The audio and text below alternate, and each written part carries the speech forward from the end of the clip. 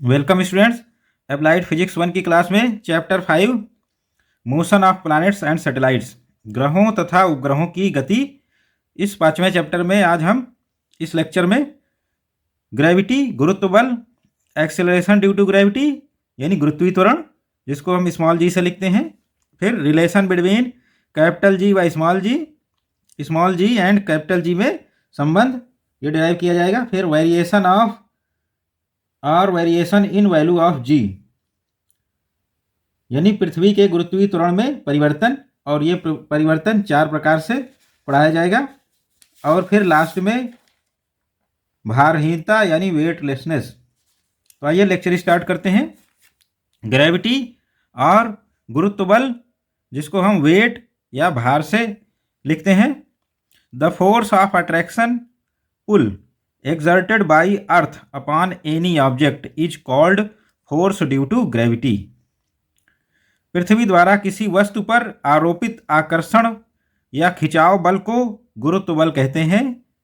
This force is also known as weight of that object and is same as gravitational force F equal to G M M upon R square. किसी वस्तु पर पृथ्वी द्वारा लगाया गया आकर्षण बल या खिंचाव बल को ही गुरुत्व बल कहते हैं, और यह वस्तु के भार W इक्वल टू mg के बराबर होता है। और ये बल कहाँ से आता है? यह बल गुरुत्वाकर्षण बल F ही होता है जो न्यूटन ने गुरुत्वाकर्षण बल दिया था, F equal to G M M upon R square. यानी दो जो वस्तुएं हैं उनके बीच में लगने वाला बल उनके मास के कारण या द्रव्यमानों के कारण ये बल गुरुत्वाकर्षण बल है, और इसी बल से वस्तु का भार उत्पन्न होता है। तो वो दो द्रव्यमानों में से एक द्रव्यमान पृथ्वी हो गया, तो पृथ्वी जो छोटा द्रव्यमान है स्मॉल m उस पर फोर्स लगाती है, और वो फोर्स ग्रेविटेशनल फोर्स के बराबर है, जहाँ कैपिटल M हम पृथ्वी का द्रव्यमान लेंगे और r पृथ्वी के केंद्र से उस द्रव्यमान की दूरी लेंगे, और यही बल क्या होता है? वस्तु के भार के बराबर होता है mg के। तो इस तरह से ग्रेविटी यानी गुरुत्वीय त्वरण का कॉन्सेप्ट आता है। एक्सेलरेशन ड्यू टू ग्रेविटी, गुरुत्वीय त्वरण स्मॉल जी जिसको हम कहते हैं, the rate of change of velocity of body which is falling freely under effect of gravity is called acceleration due to gravity और ग्रेविटेशनल एक्सेलरेशन। पृथ्वी तल पर स्वतंत्रता पूर्वक गिरती हुई वस्तु के वेग में होने वाली वृद्धि दर को गुरुत्वीय त्वरण कहते हैं। तो ऐसी वस्तु जो स्वतंत्रता पूर्वक पृथ्वी की ओर गिर रही है, तो उसके वेग में जो वृद्धि दर है यानी वेग में वृद्धि दर वो गुरुत्वीय त्वरण के बराबर होती है। तो उसका त्वरण एक्चुअली में वो एक्सेलरेशन ड्यू टू ग्रेविटी यानी गुरुत्वीय त्वरण के बराबर होता है, जिसको हम स्मॉल जी से लिखते हैं। तो ये एक एक्सेलरेशन है तो गुरुत्वीय त्वरण, जो कि वस्तु अगर फ्री फॉल कर रही है पृथ्वी की ओर, तो उस समय ये एक्सेलरेशन या गुरुत्वीय त्वरण ये उसके वेग में लगता है। Value of G depends upon height and depth from earth surface. यानी जो स्मॉल जी का मान है गुरुत्वीय त्वरण का मान पृथ्वी सतह से ऊंचाई तथा गहराई पर निर्भर करता है, और साथ ही साथ पृथ्वी की सतह पर भी निर्भर करता है। तो ये इन सभी फैक्टर्स पर निर्भर करता है या डिपेंड करता है। यूनिट ऑफ जी यानी गुरुत्वीय त्वरण का मात्रक मीटर पर सेकंड स्क्वायर, जो कि एक्सेलरेशन का है, डायमेंशनल फार्मूला L⁻², या इसका दूसरा यूनिट न्यूटन पर केजी, क्योंकि W इक्वल टू mg, तो इस तरह से हम न्यूटन पर केजी लिख सकते हैं। तो सेम चीज़ है। रिलेशन बिटवीन कैपिटल जी व स्मॉल जी, कैपिटल जी व स्मॉल जी में संबंध, तो ये जो संबंध है ये 1 नंबर का संबंध पूछा जा सकता है। तो हम सीधे सीधे इसको लिखेंगे स्मॉल जी यानी गुरुत्वीय त्वरण equal to capital G mE upon RE square, जहाँ mE पृथ्वी का मास यानी मास ऑफ अर्थ पृथ्वी का द्रव्यमान, RE पृथ्वी की त्रिज्या है। इस रिलेशन का डेरिवेशन पूछा जाए तो रिलेशन बिटवीन कैपिटल जी व स्मॉल जी यानी कैपिटल जी व स्मॉल जी में संबंध, इस संबंध को डिराइव करने के लिए जी स्मॉल जी गुरुत्वीय त्वरण है, अर्थ सरफेस यानी पृथ्वी तल पर गुरुत्वीय त्वरण का मान। तो हम इस मास को जो कि पृथ्वी तल पर रखा गया है कंसीडर करेंगे। Let an object of mass m be located on surface of earth, M E be mass of earth and re be radius of earth. The force of attraction exerted by earth upon the object. माना m द्रव्यमान की वस्तु पृथ्वी तल पर स्थित है, तो यहाँ पर m द्रव्यमान की वस्तु है स्मॉल m, और ये पृथ्वी तल पर स्थित है। एम ई को हम क्या कहते हैं, पृथ्वी का द्रव्यमान मान लेते हैं, और आर ई को पृथ्वी की त्रिज्या मान लेते हैं। इस स्थिति में वस्तु पृथ्वी द्वारा वस्तु पर लगाया गया आकर्षण बल, पृथ्वी द्वारा वस्तु पर लगाया गया गुरुत्वाकर्षण बल कितना होगा, F इक्वल टू जी, पहला द्रव्यमान क्या हो गया अर्थ पृथ्वी, तो एम ई दूसरा द्रव्यमान स्मॉल m यानी वस्तु, और डिस्टेंस इन दोनों के बीच की दूरी पृथ्वी की त्रिज्या के बराबर की डिस्टेंस है, तो आर ई स्क्वायर। तो इस तरह से गुरुत्वाकर्षण बल जो कि इस द्रव्यमान पर पृथ्वी द्वारा लगाया जा रहा है G M E M upon R E square. तो ये गुरुत्वाकर्षण बल, इससे क्या मिलता है, now if G is the value of acceleration due to gravity, then gravitational force on mass m, यदि g गुरुत्वीय त्वरण है तो द्रव्यमान m पर गुरुत्वाकर्षण बल कितना काम करेगा, F इज mg यानी उसके वेट के बराबर का गुरुत्वाकर्षण बल लगेगा एक्सेलरेशन ड्यू टू ग्रेविटी यानी गुरुत्वीय त्वरण के कारण। तो इस तरह से यहाँ पर दो इक्वेशन मिल गए। पहला ग्रेविटेशनल फोर्स गुरुत्वाकर्षण बल जो कि पृथ्वी और उस द्रव्यमान के बीच लग रहा है जो पृथ्वी तल पर रखा गया है, और पृथ्वी तल पर अगर गुरुत्वीय त्वरण का मान g है तो उस पर नेट फोर्स कितना लगेगा, mg, ये पृथ्वी के कारण उस द्रव्यमान पर लग रहा है, और ये दोनों फोर्स एक ही हैं, कोई दूसरा फोर्स नहीं है। From equation 1 and 2 we get, समीकरण 1 और 2 से दोनों फोर्सेस सेम है, तो हम इक्वल कर देंगे mg equal to G M E M upon R E square, और फिर स्मॉल m दोनों तरफ कैंसिल हो गया, तो small g equal to capital G M E in upon R E square.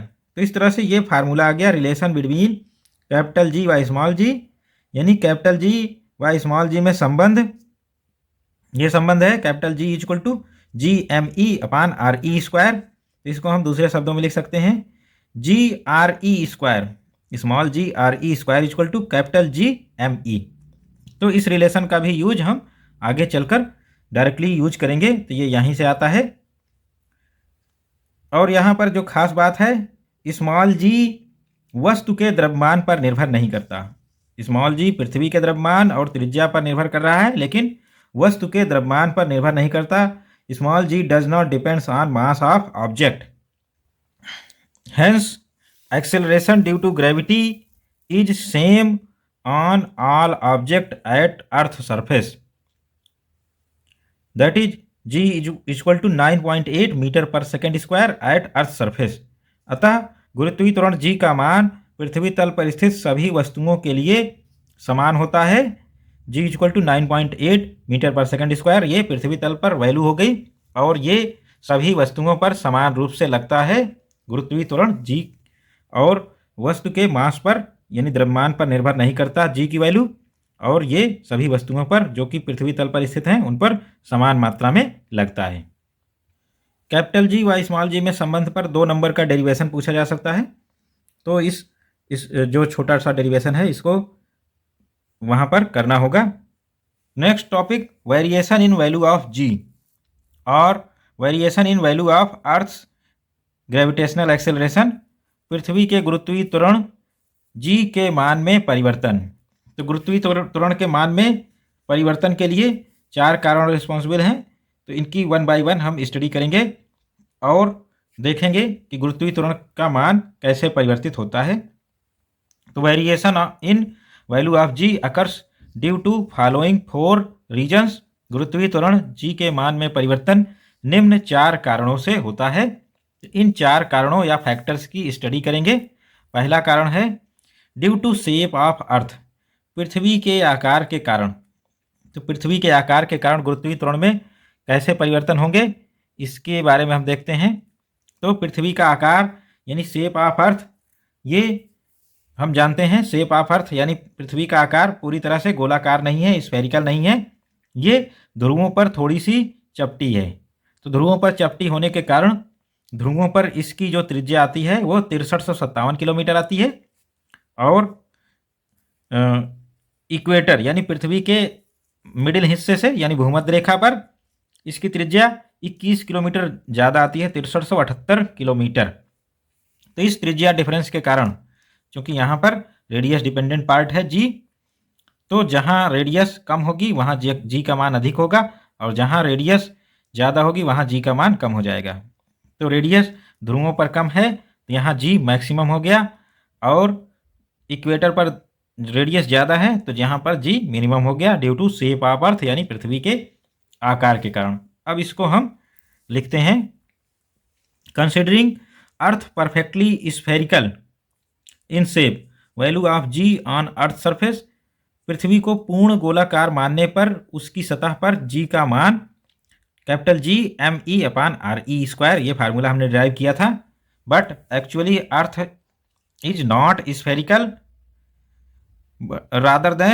rather it is a bit flat on both pole. Its radius on equator 6378 kilometer is about 28 kilometer more in comparison to radius RPO, that is radius on pole 6357 kilometre.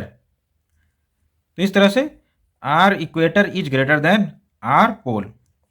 वास्तव में पृथ्वी पूरी तरह से गोलाकार नहीं है, यह ध्रुवों पर कुछ दबी हुई या चपटी है। तो इस कारण से भूमध्य रेखा पर इसकी त्रिज्या 6378 किलोमीटर ध्रुवों की अपेक्षा, जो कि 6357 किलोमीटर है, से लगभग 21 किलोमीटर अधिक है। तो इस कारण R equator is greater than R at pole. तो एट पोल्स पृथ्वी की त्रिज्या क्या है, मिनिमम है। ध्रुवों पर पृथ्वी की त्रिज्या मिनिमम है, तो पृथ्वी के आकार के कारण जी मैक्सिमम हो जाएगा। एट इक्वेटर भूमध्य रेखा पर पृथ्वी की त्रिज्या मैक्सिमम है, तो जी की वैल्यू मिनिमम हो जाएगी इस फार्मूले से। तो भूमध्य रेखा पर पृथ्वी के आकार के कारण जी में थोड़ा सा वेरिएशन होगा और जी की वैल्यू थोड़ी सी कम हो जाएगी। क्योंकि 21 किलोमीटर बहुत ज़्यादा डिफरेंस नहीं है, तो पॉइंट में मामूली सा डिफरेंस आएगा। Hence, from equation 1, value of g keeps changing on surface place to place. अतः g का मान पृथ्वी तल पर स्थान स्थान पर बदलता रहेगा। ये समीकरण 1 से स्पष्ट है। रेडियस हर जगह अलग अलग है, तो g का मान भी थोड़ा सा वेरी होगा। At poles RE is minimum, hence value of g is maximum, while equator RE is maximum, then G will be minimum। यानी ध्रुवों पर पृथ्वी की त्रिज्या न्यूनतम होने के कारण G का मान अधिकतम हो जाएगा, जबकि भूमध्य रेखा पर पृथ्वी की त्रिज्या अधिकतम होने के कारण G का मान न्यूनतम हो जाएगा। क्योंकि यह डिफरेंस मात्र 21 किलोमीटर का है, तो जो G की वैल्यू में वेरिएशन भी आएगा वो 0.1 मीटर पर सेकंड स्क्वायर या इससे कम आ सकता है। तो ये बहुत मामूली सा वेरिएशन होगा। तो इस तरह से हम समराइज करते हैं, पोल्स पर ध्रुवों पर जी का मान मैक्सिमम हो जाएगा, और जैसे जैसे यहाँ पृथ्वी सतह पर ट्रैवल करेंगे पृथ्वी के आकार के कारण त्रिज्या बढ़ने के साथ साथ जी की वैल्यू थोड़ी थोड़ी घटती रहेगी, और यहाँ पे आके मिनिमम हो गया। फिर इधर जाएंगे तो इसकी वैल्यू फिर धीरे धीरे बढ़ेगी और पोल पर जाकर मैक्सिमम हो जाएगी। तो ये पृथ्वी के आकार के कारण वेरिएशन हो गया। Second factor, due to rotation of earth, पृथ्वी की घूर्णन गति के कारण। तो पहला हमने देखा शेप ऑफ अर्थ, दूसरा फैक्टर है due to rotation of earth, पृथ्वी की घूर्णन गति के कारण गुरुत्वीय त्वरण में परिवर्तन। तो हम जानते हैं पृथ्वी 24 घंटे में अपनी घूर्णन अक्ष, जो कि नॉर्थ और साउथ पोल के जो है मिलाने वाली रेखा है, इसके राउंड वो 24 घंटे में एक चक्कर अपना पूरा कर लेती है। तो ये जो रोटेशनल मोशन है, घूर्णन गति, इसके कारण पृथ्वी के गुरुत्वीय त्वरण में परिवर्तन आता है। ये कैसे आएगा देखेंगे। Let an object of M mass m is placed at point A. Here this object is placed which mass is small m on earth surface at lambda degree angle with equatorial plane. This is equatorial plane and this angle is lambda. When earth is not rotating, weight mg of the object will directed towards centre of earth O। माना M द्रव्यमान का पिंड भूमध्य तल पर पृथ्वी के केंद्र से लैम्डा अक्षांश या लैम्डा कोण पर पृथ्वी की सतह पर किसी बिंदु A पर स्थित है। तो यहाँ पर एम द्रव्यमान का वस्तु पृथ्वी की सतह पर रखा हुआ है A पॉइंट पर, और इसका जो एंगल है वो सेंटर के रेस्पेक्ट में लैम्डा है। तो ये एंगल लैम्डा होगा भूमध्य रेखा से जो प्लेन है। तो यहाँ भी एक यही एंगल लैम्डा बन जाएगा और ये आगे लैम्डा बनेगा। एफ डैश क्या है? सेंट्रीफ्यूगल फोर्स, अपकेंद्र बल, और एफ डैश कॉस लैम्डा इसका कंपोनेंट है जो कि इस रेडियल डायरेक्शन में है। नाउ यदि पृथ्वी घूर्णन गति नहीं कर रही है तो पिंड पर पृथ्वी का गुरुत्वाकर्षण बल यानी पिंड का भार mg पृथ्वी के केंद्र की ओर दिष्ट होगा। यदि घूर्णन गति नहीं कर रही है तो mg क्या होगा? इधर O की ओर डायरेक्टेड होगा यानी कार्य करेगा। अगर घूर्णन गति कर रही है तो इसकी दिशा के लिए हम रिजल्टेंट निकालेंगे। कैसे निकालेंगे? Let earth is rotating about poles that is axis north south pole to pole axis with uniform angular velocity omega.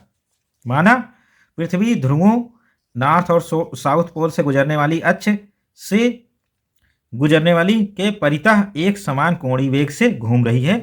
तो पृथ्वी नॉर्थ और साउथ पोल के मिलाने वाली रेखा के चारों ओर क्या कर रही है? घूर्णन गति कर रही है। Then object m will do circular motion in horizontal circle of radius r। तब वस्तु m r त्रिज्या के क्षैतिज वृत्ताकार मार्ग में घूमती है। तो यहाँ पर हम देख सकते हैं अगर पृथ्वी रोटेशनल मोशन कर रही है तो ये जो मास है m द्रव्यमान का ये इस तरह से रोटेट करेगा। पृथ्वी जैसे जैसे रोटेट करेगी मास भी इस सर्किल में रोटेट करेगा जिसकी रेडियस स्मॉल r है। तो इस सर्किल में ये सर्कुलर मोशन कर रहा है पृथ्वी के घूमने के कारण। तो ये जो सर्कुलर मोशन है इस कारण से हम यहाँ पर देख रहे हैं एक सेंट्रीफ्यूगल फोर्स यानी अपकेंद्र बल इस दिशा में लग रहा है। अभिकेंद्र बल इधर लगेगा सर्कुलर मोशन में, और अपकेंद्र बल यानी सेंट्रीफ्यूगल फोर्स एफ डैश बाहर की ओर लगेगा, और इसका जो कंपोनेंट है वो रेडियल डायरेक्शन में एफ डैश कॉस लैम्डा होगा। इसको निकालेंगे हम। तो triangle in triangle O A B, तो ये जो ट्रायंगल है ट्रायंगल ओ ए बी, इस ट्रायंगल में हम देखते हैं ए बी अपान ओ ए, यानी ये जो साइड है ए बी स्मॉल आर है और ओ ए पृथ्वी की त्रिज्या है आर ई। तो ए बी अपान ओ ए ये कॉस लैम्डा के बराबर हो गया। तो इस तरह से हम लिख पाएंगे R upon R E, A B R हो गया, ओ ए पृथ्वी की त्रिज्या R E equal to cos lambda, यानी small R equal to R E cos lambda. ये इक्वेशन 1 हो गया। तो ये हमने वो जो m द्रव्यमान की वस्तु है उसके सर्कुलर पाथ की त्रिज्या निकाल ली। If due to rotational motion object experience centrifugal force F dash, its component normal to earth surface will be F dash cos lambda.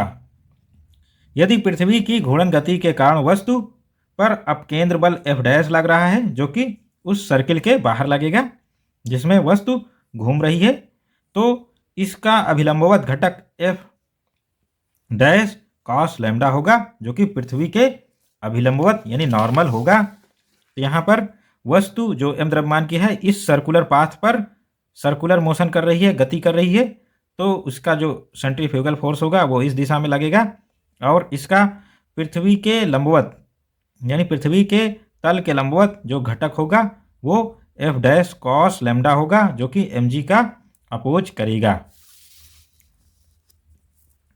तो इस तरह से due to forces M G and F dash, due to forces M G and F dash, resultant of M G and F dash, resultant of M G M F dash which is mg dash will apparent weight of object in the direction AC। तो बलों mg और f dash के कारण, बलों mg और f dash के कारण mg dash जो कि mg व f डैश का परिणामी है, mg व f डैश का रिजल्टेंट है या परिणामी है, कौन, mg डैश वस्तु का आभासी भार होगा तथा यह AC दिशा में होगा। तो AC दिशा, तो इस तरह से ये जो mg डैश की दिशा है ये है, mg हमारा इस दिशा में है और mg डैश इस दिशा में है। तो mg क्या है, mg डैश, mg और f डैश इसका जो रिजल्टेंट है वो ये जो हमारा चतुर्भुज बना है यानी समांतर चतुर्भुज पैरेललोग्राम, इसका जो डायगोनल है यही mg डैश है यानी वस्तु का आभासी भार, और इसकी दिशा क्या है, AC। तो हम इस तरह से mg डैश की वैल्यू निकालेंगे। तो हम mg डैश कैलकुलेट करेंगे। mg डैश इक्वल टू, ये आएगा कहाँ से, mg से, mg इसका सपोर्ट करेगा तो वस्तु का आभासी भार mg, और इसका विरोध कौन करेगा, f dash cos lambda, f dash cos lambda. तो इस तरह से वस्तु का जो भार है mg ये नीचे की ओर काम कर रहा है और इसका विरोध f डैश कॉस लेमडा कर रहा है। तो mg dash equal to mg minus f dash cos lambda, ये वैल्यू हम लिखेंगे। तो सॉल्व करने पर mg dash equal to mg minus f dash cos lambda, इसको सॉल्व करेंगे हम, f डैश की वैल्यू रखेंगे। f डैश क्या है, सेंट्रीफ्यूगल फोर्स यानी सेंट्रीपिटल फोर्स की बराबर मात्रा में विपरीत मात्रा में लगने वाला फोर्स है। तो अब केंद्र बल के बराबर इसको लिख देंगे mv स्क्वायर अपान आर यानी mr ओमेगा स्क्वायर, जहाँ स्मॉल r क्या है, ये सर्कुलर पाथ की त्रिज्या है जिसको इक्वेशन 1 से हमने लिख रखा है, ये इक्वेशन 1 है। स्मॉल r की value are E cos lambda, तो यहाँ पर पुट करना पड़ेगा इसको mr ओमेगा स्क्वायर और स्मॉल r की value m r E cos lambda और ओमेगा स्क्वायर से मल्टीप्लाई करेंगे और ये इक्वेशन हमने यूज कर लिया। अब f डैश की वैल्यू हम यहाँ पुट करेंगे m r ई ओमेगा स्क्वायर कॉस लेमडा, और दूसरा कॉस लेमडा यहाँ ऑलरेडी था तो कॉस स्क्वायर लेमडा हो गया और m सब जगह कट जाएगा। g dash equal to g minus R E omega square cos square lambda, तो ये फाइनल फार्मूला आ गया, g dash equal to g minus R E omega square cos square lambda. तो ये g के मान में variation due to rotation of earth यानी ओमेगा के कारण है, तो ये रोटेशन ऑफ अर्थ है, ओमेगा अगर 0 हो गया तो g के मान में कोई वेरिएशन नहीं होगा। तो इस तरह से ये जो फार्मूला है ये due to rotation of earth पृथ्वी की घूर्णन गति के कारण ये फार्मूला हमने ऑब्टेन किया है। तो इसकी हम डिफरेंट कंडीशंस देख लेते हैं। एट इक्वेटर, भूमध्य रेखा पर लैम्डा इक्वल टू 0 डिग्री, भूमध्य रेखा पर लैम्डा कोई एंगल नहीं होगा, 0 डिग्री है, कॉस 0 कितना हो गया 1, तो जी dash equal to G minus R E omega square. तो इस तरह से 10 G dash will be minimum at equator, अतः जी डैश का मान भूमध्य रेखा पर न्यूनतम होगा। तो इक्वेटर पर ये जो घटने वाला टर्म है इसकी वैल्यू क्या हो गई, मिनिमम हो गई, और घटने वाला टर्म मैक्सिमम हो गया। एक्चुअल में ये घटने वाला टर्म की वैल्यू मैक्सिमम हो गई और इस कारण से जी की वैल्यू मिनिमम हो गई, जी डैश की वैल्यू मिनिमम हो गई इक्वेटर यानी भूमध्य रेखा पर। अब हम सेकंड केस लेते हैं, एट पोल्स, ध्रुवों पर।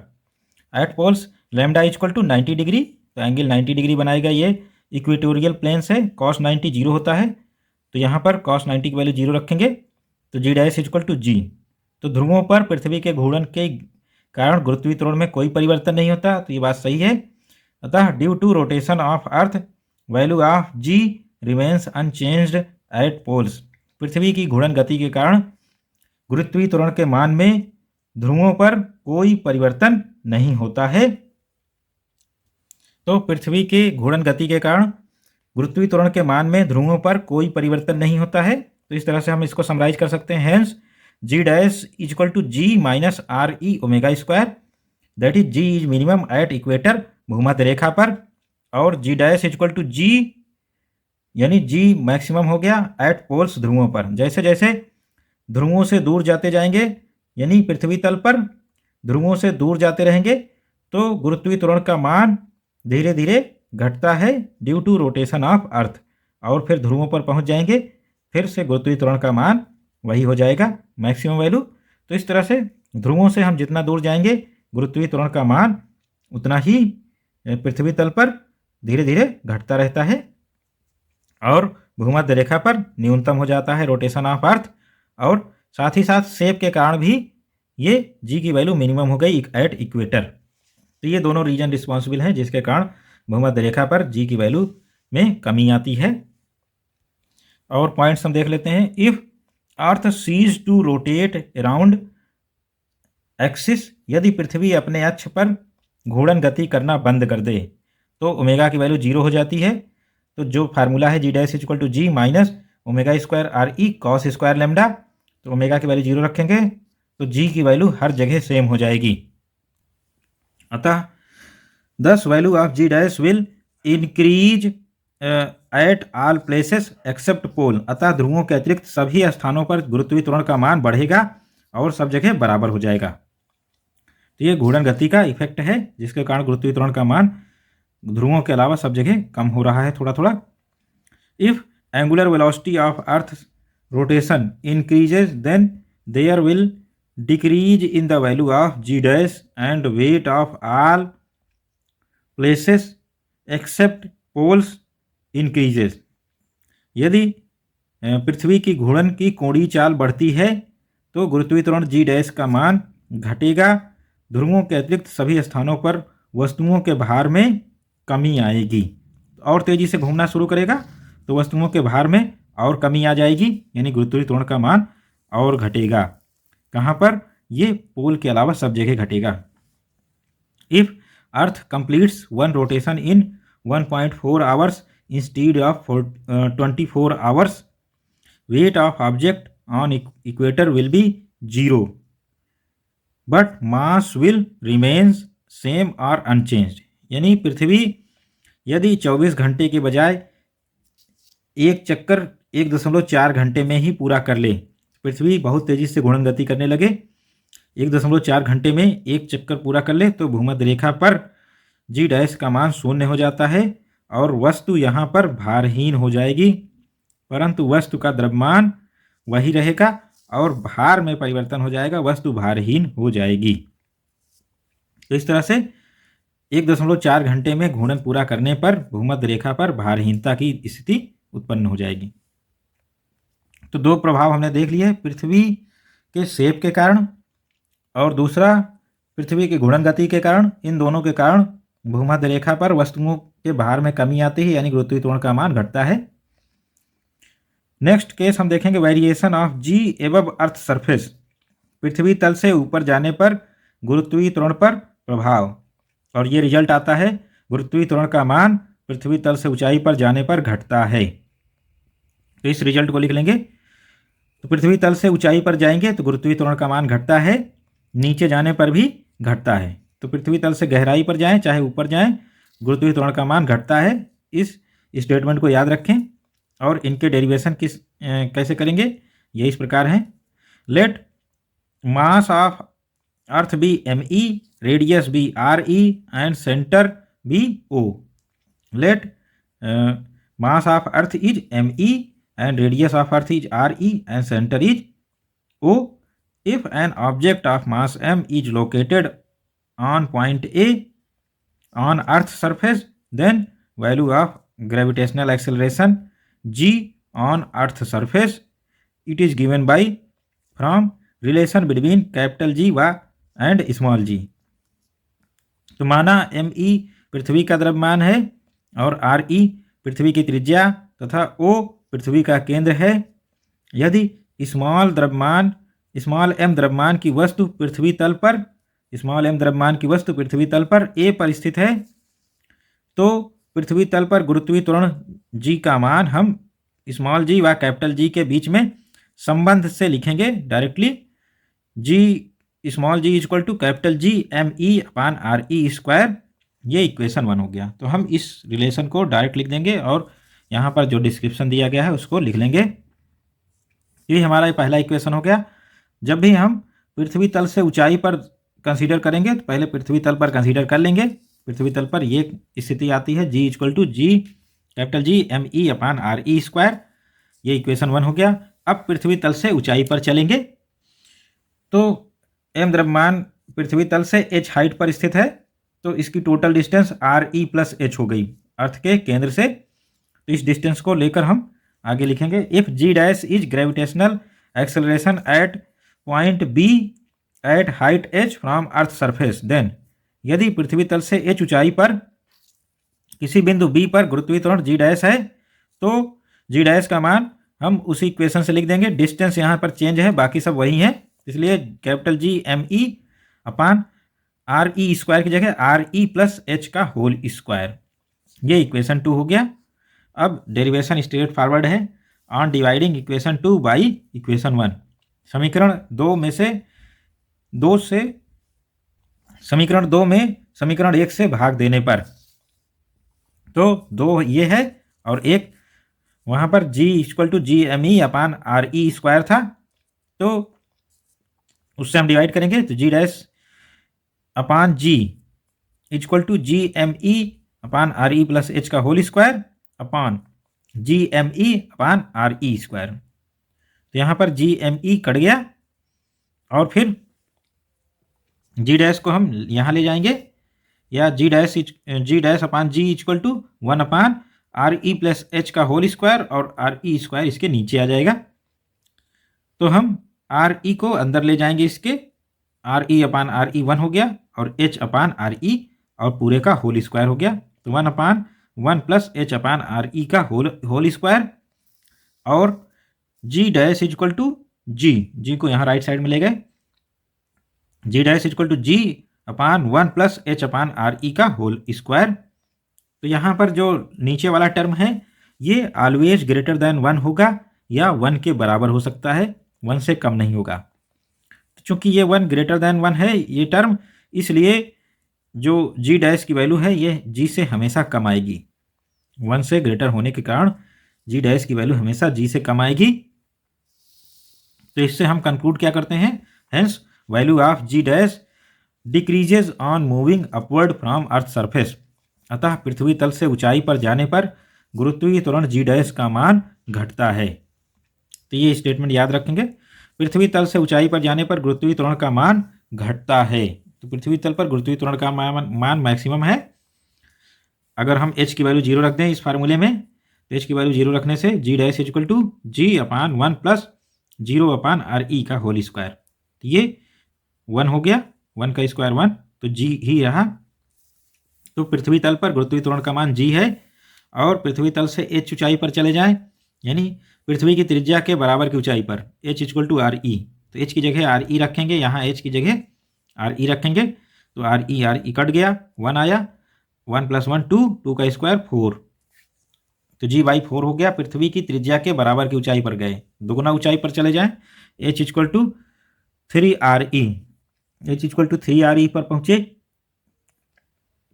तो G upon 1 plus 2RE, H की वैल्यू 2RE रखेंगे, RE कट गया, तो 1 प्लस 2 3 हो गया, 3 का स्क्वायर 9, तो G बाई 9 हो गया। तो पृथ्वी की त्रिज्या के दुगने ऊंचाई पर यानी पृथ्वी के व्यास के बराबर ऊंचाई पर पहुंच जाएं तो गुरुत्वीय त्वरण 1/9 रह जाता है। तो बहुत तेजी से ये घट रहा है।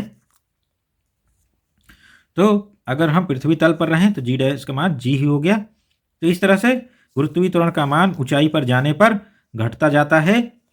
तो हम ये स्टेटमेंट याद रखेंगे कि पृथ्वी तल से ऊंचाई पर जाने पर गुरुत्वीय त्वरण का मान लगातार कम होता रहता है या घटता रहता है। अब हम फोर्थ डिपेंडेंसी देखेंगे, variation of G below earth surface. पृथ्वी से या पृथ्वी तल से गहराई में जाने पर गुरुत्वीय त्वरण पर प्रभाव। तो पृथ्वी तल से गहराई में जाने पर गुरुत्वीय त्वरण का मान गहराई पर जाने पर भी घटता है, ऊंचाई पर जाने में घटता है बिल्कुल, और गहराई में जाने पर भी घटता है। तो पृथ्वी तल पर गुरुत्वीय त्वरण का मान अधिकतम है, चाहे ऊंचाई पर जाएं पृथ्वी तल से, चाहे गहराई में जाएं, गुरुत्वीय त्वरण का मान घटता ही है। तो इसका प्रूफ कैसे करेंगे, यहाँ पर है। तो इसके प्रूफ के लिए हम पहला इक्वेशन प्रीवियस के जैसे लिखेंगे, यानी पृथ्वी तल पर स्थित वस्तु के लिए, पृथ्वी की सतह पर m द्रव्यमान की वस्तु स्थित है, तो उसके लिए हम वही फार्मूला इक्वेशन 1 लिखेंगे। Let mass of earth be ME, radius be RE and centre of earth be O। If object of mass m be located at earth surface at point A, object of mass m is located at earth surface at point A, then value of acceleration due to gravity g on earth surface, value of acceleration due to gravity on earth surface, each is given by relation between capital G and small g। तो माना पृथ्वी का द्रव्यमान ME है, RE पृथ्वी की त्रिज्या है और O पृथ्वी का केंद्र है। यदि पृथ्वी तल पर m द्रव्यमान का एक पिंड बिंदु A पर स्थित है, ये बिंदु A पर m द्रव्यमान का पिंड स्थित है अर्थ सरफेस पर, तब पृथ्वी तल पर गुरुत्वीय त्वरण G का मान, जो कि स्मॉल g व कैपिटल G के बीच संबंध से लिखेंगे हम, G = GME/RE का स्क्वायर। अब हम पृथ्वी तल से गहराई में देखेंगे, तो गहराई में हम मान लेते हैं D डेप्थ पर इस ऑब्जेक्ट M को हमने पहुंचा दिया m द्रव्यमान की, तो D गहराई में पहुंचने पर पृथ्वी की जो त्रिज्या अब रह गई इसके लिए इफेक्टिव, वो RE - D हो गई। तो ये डिस्टेंस ही पृथ्वी की त्रिज्या मानी जाएगी, RE - D, और फिर जो पृथ्वी का इफेक्टिव मास होगा वो RE - D की त्रिज्या की पृथ्वी होगी। तो इस तरह से पृथ्वी का मास भी इफेक्टिव हमारा ये लेंगे, RE - D त्रिज्या की पृथ्वी, और त्रिज्या भी चेंज होगी। तो इसको हम लिखेंगे, now let object M is situated at D depth below earth surface where gravitational acceleration is G dash. इस distance from earth surface centre of earth is RE - D। माना m द्रव्यमान का पिंड अब पृथ्वी से D गहराई नीचे स्थित है, तो पृथ्वी से D गहराई नीचे स्थित है ये m द्रव्यमान का पिंड, जहां गुरुत्वीय त्वरण का मान G डैश है, और पृथ्वी के केंद्र O से, पृथ्वी के केंद्र से इस द्रव्यमान की दूरी RE - D हो गई है। तब below depth D effective radius of earth will be RE - D and effective mass of earth will be ME dash. Then अब D गहराई नीचे जाने पर पृथ्वी की प्रभावी त्रिज्या RE - D हो गई, तथा पृथ्वी का प्रभावी द्रव्यमान ME डैश होगा। तब गुरुत्वीय त्वरण G डैश का मान, गुरुत्वीय त्वरण का G डैश का मान हम यहाँ इसी इक्वेशन की मदद से लिखेंगे। मास भी चेंज हो रहा है और त्रिज्या भी, तो हम दोनों को चेंज कर देंगे। G dash = G capital G ME dash, mass change कर दिया ME डैश हो गया, और त्रिज्या कितनी हो गई RE - D का होल स्क्वायर। अब हम इसको इक्वेशन 2 मानेंगे और पहले मास निकाल लेते हैं। If rho be density of earth, then यदि रो पृथ्वी का औसत घनत्व है, तो पृथ्वी का औसत घनत्व हमने मान लिया है। अब इस घनत्व के आधार पर पृथ्वी का द्रव्यमान निकालेंगे।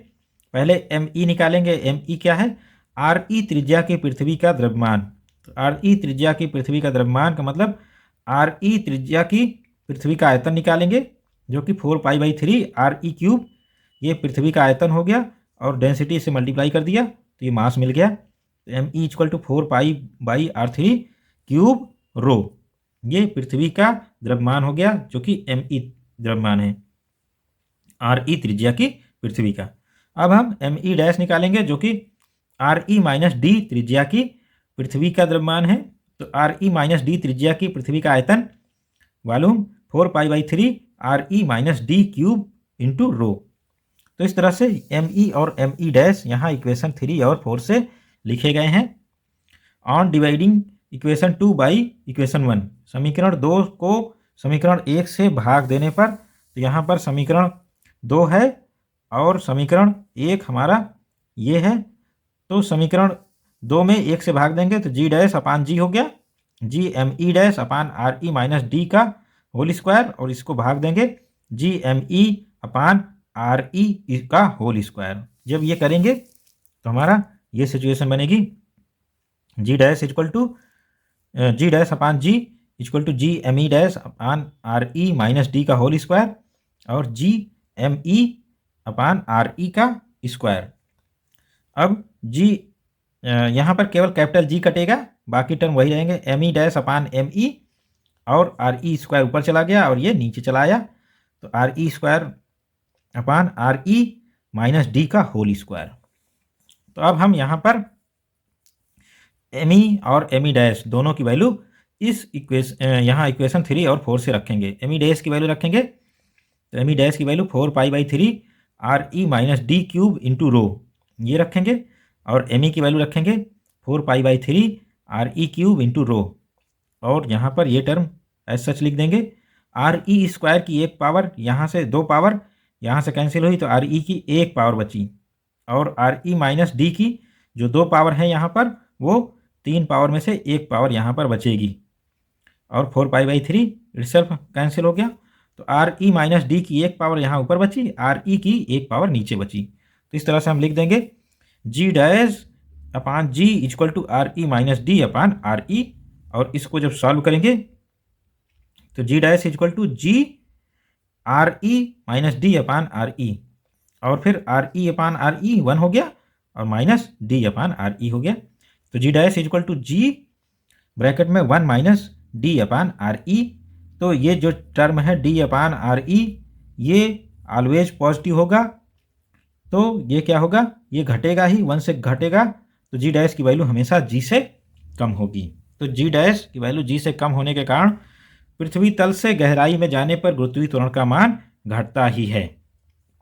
तो इस तरह से हम सभी रिजल्ट्स को समराइज करते हैं। पृथ्वी तल से ऊंचाई पर जाने पर गुरुत्वीय त्वरण के मान में कमी होती है, और पृथ्वी तल से गहराई पर जाने पर भी गुरुत्वीय त्वरण के मान में कमी होती है, तथा पृथ्वी के घूर्णन गति के कारण ध्रुवों पर गुरुत्वीय त्वरण का मान अधिकतम होता है, और इक्वेटर यानी भूमध्य रेखा पर गुरुत्वीय त्वरण का मान मिनिमम होता है यानी न्यूनतम होता है। और यही चीज़ पृथ्वी की घूर्णन radius due to shape of earth यानी पृथ्वी के आकार के कारण ध्रुवों पर गुरुत्वीय त्वरण का मान अधिकतम होता है, और भूमध्य रेखा पर पृथ्वी के आकार के कारण ये गुरुत्वीय त्वरण का मान थोड़ा सा कम हो जाता है। तो इसलिए hence value of ji dash decreases on going depth below earth surface, at centre of earth G dash will be 0।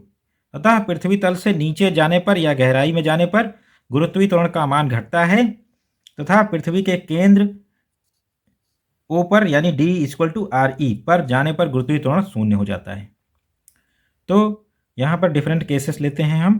पहला केस, पृथ्वी तल पर अगर हम इस फार्मूले को देखें तो डी का मान 0 लिख देंगे।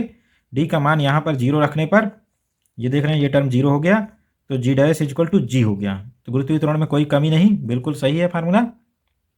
Eight D equal to R E by 2 यानी पृथ्वी की त्रिज्या की आधी गहराई में चले जाएं तो जी dash equal to G 1 minus R E by 2, और इस आर ई को लिख देंगे और आर ई कैंसिल हो गया, 1 माइनस 1/2 यानी जी बाई 2 हो गया। पृथ्वी की आधी त्रिज्या पर जाने पर गुरुत्वीय त्वरण का मान आधा हो गया। अब हम 3/4 त्रिज्या पर जाएंगे, D equal to 3/4 R E, G dash equal to G minus 3/4 R E upon R E cancel हो गया, 1 माइनस 3/4 1/4 हो गया। तो पृथ्वी की 3/4 त्रिज्या पर जाने पर, गहराई पर जाने पर गुरुत्वीय त्वरण का मान 1/4 रह जाता है, 1/4। At D equal to R E यानी पृथ्वी के केंद्र पर चले जाएं तो पृथ्वी की त्रिज्या के बराबर गहराई पर पहुंचने पर पृथ्वी के केंद्र पर पहुंच जाते हैं। G dash equal to G 1 minus R E upon R E, तो ये 1 हो गया, 1 माइनस 1 0 हो गया। तो इस तरह से गुरुत्वीय त्वरण 0 हो गया, वहाँ पर भारहीनता की स्थिति आ गई, कंडीशन ऑफ वेटलेसनेस। तो इस तरह से पृथ्वी के केंद्र पर गुरुत्वीय त्वरण का मान 0 होता है और वस्तु का भार भी 0 होगा, जबकि द्रव्यमान वही रहेगा। तो ये रहा गुरुत्वीय त्वरण का वेरिएशन। 4 कारणों से पृथ्वी से ऊंचाई पर जाने पर गुरुत्वीय त्वरण मान घटता है, पृथ्वी से नीचे जाने पर गुरुत्वीय त्वरण का मान घटता है, और भूमध्य रेखा पर जाने पर घटता है, यानी ध्रुवों पर गुरुत्वीय त्वरण का मान पृथ्वी तल पर सबसे ज़्यादा होता है, और फिर भूमध्य रेखा पर हम जैसे जैसे जाएंगे भूमध्य रेखा के करीब गुरुत्वीय त्वरण के मान में थोड़ी सी कमी आती है, due to rotation of earth यानी पृथ्वी की घूर्णन गति के कारण, और due to shape of earth पृथ्वी के आकार के कारण। अब हम भारहीनता की स्थिति देखते हैं। कंडीशन ऑफ वेटलेसनेस, भारहीनता। तो भारहीनता क्या है? Weight of any object is force with which earth attracts this object towards earth centre, that is W equal to mg। तो किसी वस्तु का भार वह बल है जिससे वस्तु पृथ्वी वस्तु को अपने केंद्र की ओर खींचती है। तो वस्तु का भार वह बल है जिससे पृथ्वी वस्तु को अपने केंद्र की ओर खींचती है, that is W equal to mg। Since m mass of object cannot be zero, mass of object cannot be zero, hence for weightlessness g must be zero, that is g dash must be zero। चूंकि वस्तु का द्रव्यमान कभी शून्य नहीं होता, तो भारहीनता की दशा के लिए हम क्या करना पड़ेगा? हमें गुरुत्वीय त्वरण का मान शून्य करना पड़ेगा। तो ये शून्य गुरुत्वीय त्वरण कहाँ कहाँ प्राप्त होता है? इसके लिए the value of ji dash will be zero और is possible in these conditions, these 4 conditions are given here. G dash का मान शून्य निम्न 4 स्थितियों में संभव है। तो वो 4 स्थितियां इस प्रकार हैं। When object is falling freely under gravity, जब वस्तु गुरुत्व के प्रभाव में स्वतंत्रतापूर्वक गिर रही है तो वस्तु भारहीन हो जाती है, क्योंकि उस पर जो यहाँ पर गुरुत्वीय त्वरण के अंतर्गत गति होती है तो उसमें वस्तु पर जो रिएक्शन होती है वो प्रतिक्रिया बल काम नहीं करती और वस्तु भारहीन हो जाती है।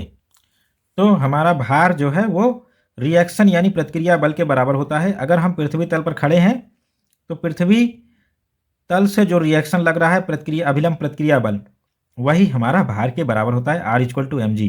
अगर हम पृथ्वी तल पर खड़े नहीं हैं तो ऑब्जेक्ट मुक्त रूप से नीचे गिर रही है, वस्तु गुरुत्व के प्रभाव में स्वतंत्रतापूर्वक गिर रही है, तो कोई भी सतह नहीं है जो उस पर रिएक्शन यानी प्रतिक्रिया बल अभिलंब प्रतिक्रिया बल आरोपित कर सके। इस कारण से अभिलंब प्रतिक्रिया बल 0 हो गया। तो अभिलंब प्रतिक्रिया बल 0 होने का मतलब है वस्तु भारहीन हो गई और वस्तु स्वतंत्रतापूर्वक गिर रही है।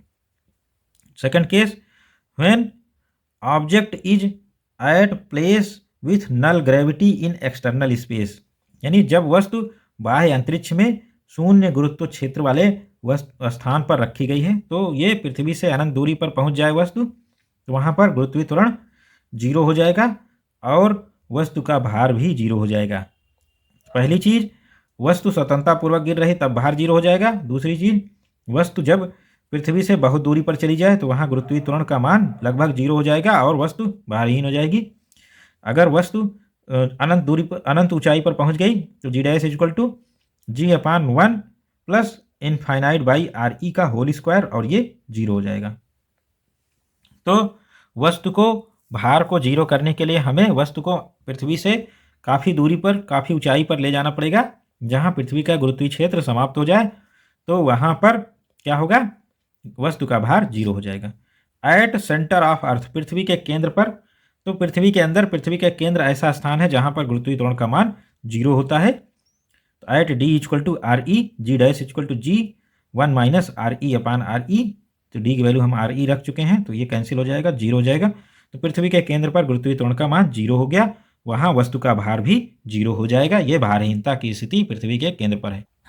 Next situation, upon a satellite और a person standing in spaceship revolving around earth in a circular orbit. Here gravitational force is equal to centrifugal force, hence relative weight of person seems to be 0। पृथ्वी यानी वृत्ताकार कक्षा में पृथ्वी का परिक्रमा करते हुए उपग्रह या अंतरिक्षयान में खड़े व्यक्ति पर गुरुत्वाकर्षण बल अपकेंद्र बल के बराबर होता है। तो कोई भी उपग्रह या अंतरिक्षयान जो कि पृथ्वी की परिक्रमा कर रहा है वृत्तीय कक्षा में, उसमें कोई व्यक्ति खड़ा है तो उस पर गुरुत्वाकर्षण बल और अपकेंद्र बल दोनों बराबर होते हैं। तो इस केस में क्या होगा?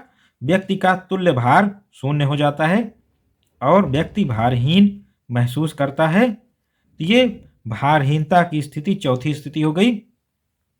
तो पृथ्वी के अराउंड भारहीनता की स्थिति, किसी सैटेलाइट या स्पेसशिप में कोई पर्सन खड़ा है और वो सैटेलाइट पृथ्वी का चक्कर लगा रहा है वृत्ताकार मार्ग पर, तब गुरुत्वाकर्षण बल और अपकेंद्र बल दोनों बराबर हो जाएंगे और व्यक्ति का तुल्य भार 0 हो जाएगा, यानी व्यक्ति भारहीन हो जाएगा, जबकि उसका मास वही रहेगा। पृथ्वी के केंद्र पर व्यक्ति भारहीन हो जाता है जबकि मास वही रहता है। पृथ्वी से अनंत ऊंचाई पर पहुंच जाए तो वहाँ भारहीन हो सकता है, या पृथ्वी पर ही वो मुक्त रूप से गति करता हुआ नीचे आ रहा है। तो फ्री फॉल के अंतर्गत जो भी भार होता है वो शून्य होता है, यानी वहाँ गुरुत्वीय त्वरण की वैल्यू 0 होती है, इफेक्टिव गुरुत्वीय त्वरण। और फिर स्वतंत्रतापूर्वक गिरने में कोई रिएक्शन काम नहीं करती, इस कारण से वस्तु का भार 0 हो जाता है। तो ये सब भारहीनता की स्थितियां हैं जो पृथ्वी के इर्द गिर्द मौजूद हैं।